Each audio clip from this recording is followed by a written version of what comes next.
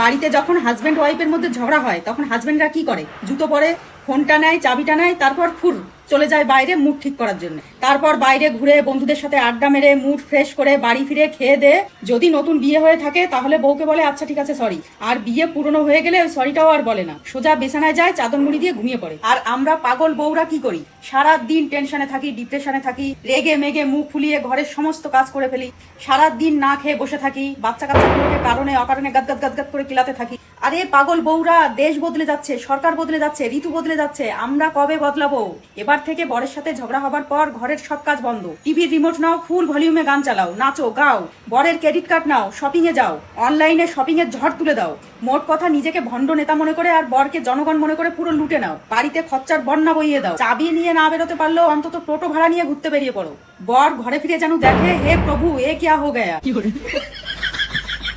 তারপর দেখো বর ঝগড়া করা তো দূরের কথা, জোরে কথা বলারও সাহস পাবে না।